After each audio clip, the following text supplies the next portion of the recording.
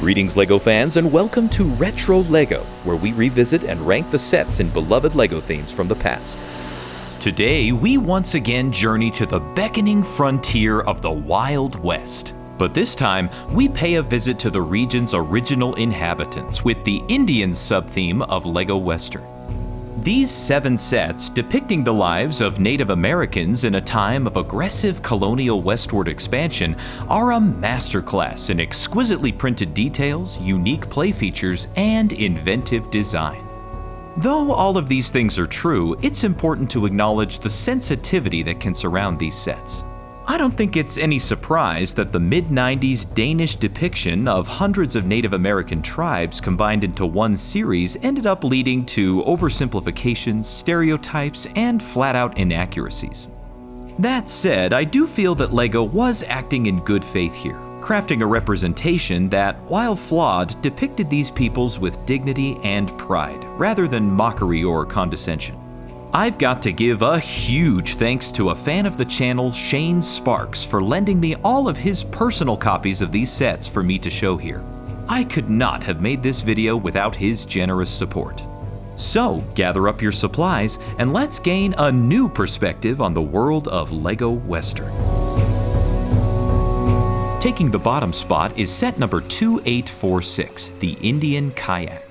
Providing an affordable entry into the sub-theme, this set really holds its own despite its tiny size.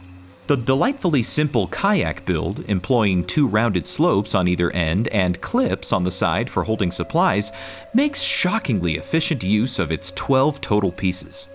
The foliage on the back is another nice touch, suggesting a bit of camouflage or, as the box art suggests, a place to stow your bow and arrow. The minifigure manning the kayak is Indian 1, and I kid you not when I say that the minifigures in this line are some of the most immaculately detailed that LEGO has ever produced. The magnificent printing on his face, torso, and legs is unwaveringly beautiful, and while LEGO's nose experimentation era yielded mixed results, I actually feel that it works well in this sub-theme, making these characters feel distinct. The hair and feather elements, both making their debut here, top off his look, and the fact that a minifig of this quality is included in one of the smallest sets is a very good indication of what's to come. It may be in last place, but don't sleep on this set. Aside from what might be considered a dated build by modern standards, this set is pretty much the perfect small entry to liven up your Western display. At number 6 is set number 2845, the Indian Chief. Another tiny set with affordability on its mind, this one is going to enjoy the special privilege of being opened for the first time on camera in this episode. If Shane wasn't already generous enough, he offered me the opportunity to be the first to crack open this nearly 30-year-old set. So let's get to it.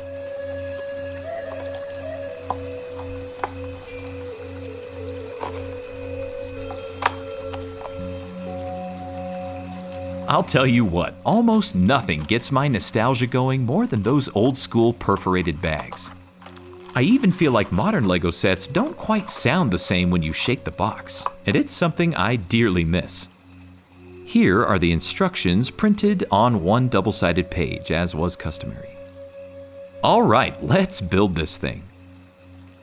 An old set being assembled for the first time is always a beautiful thing, and seeing this set in pristine new condition was so much fun. Thank you once again, Shane, for letting me do the honors here.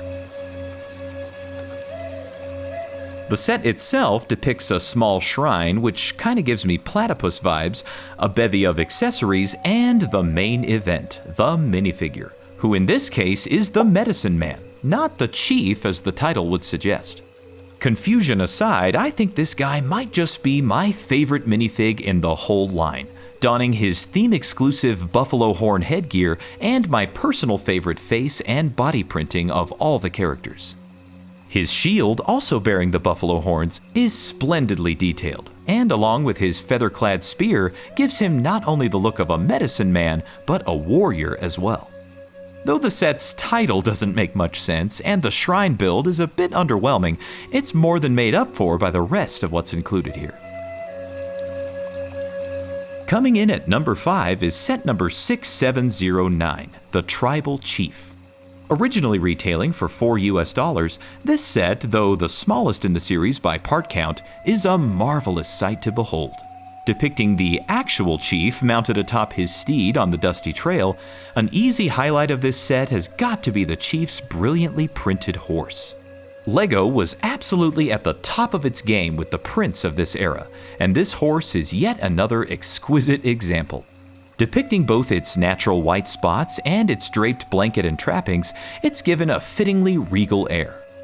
Matching that air is the chief himself, Big Chief Rattlesnake, who is, pardon my untempered fawning over these minifigures, simply magnificent.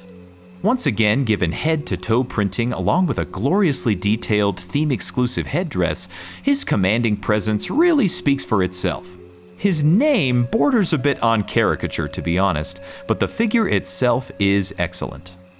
The included blue saddle accommodates the chief when he wants to ride, and a blue brick and plate are provided for when he's on foot.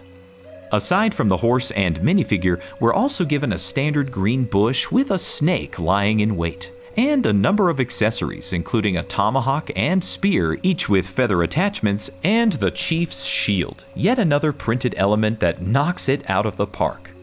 I'm shocked that this set only has 11 pieces, because somehow it feels larger than life. At number 4, we have set number 6718, Rain Dance Ridge. Selling for $8 in 1997, this set packs a ton of play potential into a small package. I like the choice that LEGO made to avoid setting up conflict between the Cowboys and Indians, but instead just left the story up to the child's own imagination. This set, to me, suggests a personal conflict between the Medicine Man and another tribe member, and the creekside terrain gives plenty of opportunities for hiding places, traps, and good old combat. I was surprised to see this large hollow tree stump element included here, as I didn't know such a seemingly modern element existed back then. Imagine my further surprise when I found out that this element is exclusive to this sub-theme. I could have sworn I'd seen it in a Winnie the Pooh set or something, but no, this awesome piece was only produced for the Indian sub-theme. What a waste of potential if you ask me. In any case, the stump provides a great place to lay in wait for the enemy or stash away valuables or weapons. Adding to the action is this little snake slide. Pushing up on this lever will tip a startling, possibly poisonous snake into the stream, sending anyone nearby scrambling. The two minifigures included here are the Medicine Man and Indian 1, both of whom we've met already, but a newcomer here is the White Horse, who, like the brown horse we saw with the Tribal Chief, looks amazing. This time he bears brown spots and a green blanket, and we're given both a green saddle and a green brick and plate for its mounted and unmounted forms.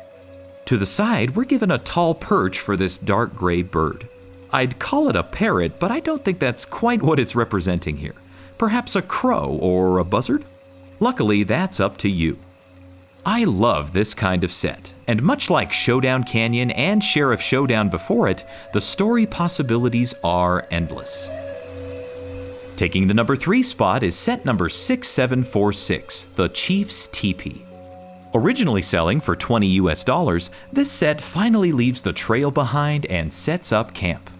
Though this certainly looks like more of a temporary encampment than a permanent settlement, it still has fresh water nearby and everything you need to stay comfortable. The most notable inclusion here is the titular teepee, which, much like the canopy of the covered wagon, is made of high-quality canvas. The canvas in this copy is in like-new condition, and I was surprised to see how easy it was to set up and take down using the specially made A-frame pieces. The jumping horse insignia from the Chief's shield is also featured here, and while there's not a whole lot going on inside the teepee, this flap in the front gives you an easy way to enter and exit without taking the whole thing down. Out in the front of the Chief's abode are 2 mounted shields, both of which we've seen before, and to the side we're given this equipment rack, making clever use of this latter piece. If you need more room to stash things, another hollow tree trunk is also available close by.